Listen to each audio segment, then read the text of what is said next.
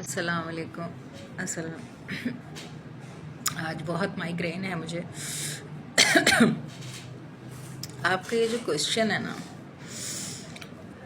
یہ میں نے بڑا نوٹ کیا لوگوں کو کہ اگر ایک عورت جو ہے وہ سو کالڈ آپ نے بنا لیا ہے بیسیکلی، اگر وہ بہت دینی ہے آپ اس سے فن مذاق نہیں کر سکتے یا اس کے دماغ میں کوئی اور چیز نہیں چل سکتی. اگر کوئی ڈاکٹر ہے یا آپ کی نظر میں اور بہت فیشنیبل ہے تو وہ پھر اسلامی نہیں ہے. یہ آپ کے مولوزم کے کانسیپٹ ہیں. قرآن کا کانسیپٹ یہ ہے کہ مومنین اور مومنات ہر چیز میں اللہ ان کو لیڈ کرواتے ہیں. فیشن ان سے اچھا کوئی نہیں کر سکتا. سطر جس میں چھپاؤ، ولگر فیشن کی بات میں نہیں کر رہی ہوں. پریزنٹیشن ان سے اچھی کوئی نہیں کر سکتا. بات ان سے اچھی کوئی نہیں کر سکتا.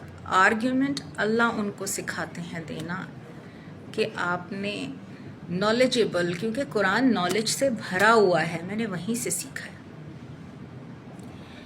میں بار بار یہ کہتی ہوں کہ آپ جس مذہب کو فالو کر رہے ہیں نا اس ملک میں، وہ اسلام نہیں ہے، وہ کوئی اور ہے جس سے آپ اسلام سمجھ کے فالو کرتے ہیں. ہر ریلیجن کا ماننے والا نا، ہر مذہب کا ماننے والا کہتا ہے کہ میں پرفیکٹ مذہب مانتا ہوں.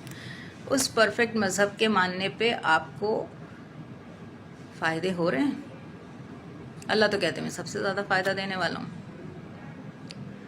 تو اگر آپ کو نہیں ہو رہے ہیں تو آپ کو اپنے آپ کو ری چیک کرنا ہے کہ کیا میں اللہ کے دین فطرت پہ ہوں. قرآن جو ہے اور اسلام دین فطرت پہ اللہ کہہ چکے ہیں. تو دین فطرت جو ہے نا، فطرت جو ہے وہ آپ کے اندر ہے. آپ کا ضمیر آپ کا بول رہا ہوگا کہ نہیں یہ ایسے ہونا چاہیے. پھر آج میں یہ سوچ رہی تھی کہ ایک جو باہر کا، جس کو آپ نان مسلم کہتے ہیں، حالانکہ وہ مسلم ہوگا قرآن کی روح سے، وہ اللہ اور اس کی باتوں کو مان رہے ہوں گے، اور اس کی انبیاء پہ ان کو انبیاء کو بھی مان رہے ہوں گے کہ اللہ نے رسول بھیجے ہیں. ٹھیک ہے، فرشتوں کو بھی، اینجلز کو بھی مان رہے ہیں.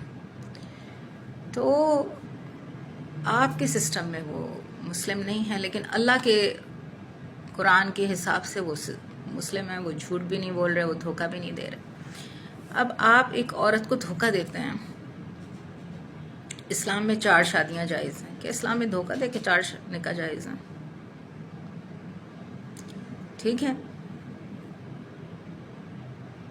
ہمارے پاس وہ بہت بڑی مثال ہے کہ علی رضی اللہ تعالیٰ عنہ نے فرمایا، رسول اللہ سے پوچھا کہ میں دوسرا نکاح کرنا چاہتا ہوں.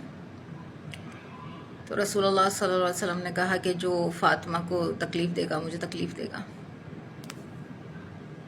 حضرت علی نے نہیں دوبارہ پوچھا. نہ اس میں کوئی بات آئی کہ مجھے تو اللہ نے اختیار دیا ہوا ہے، میں تو جو چاہے کروں، اس میں تکلیف کی کیا بات ہے. کوئی آرگیومنٹ ہی نہیں ہے اس کے آگے. اور آپ یہاں دوسری تیسری شادیاں اور بغیر شادیوں کے بھی ساری چیزیں کر کے اللہ آپ کو معاف کر دیں گے؟ نہیں. آپ نے کسی انسان کو تکلیف دی ہے، اللہ آپ کو معاف نہیں کریں گے جب تک کہ وہ انسان آپ کو معاف نہیں کرے گا.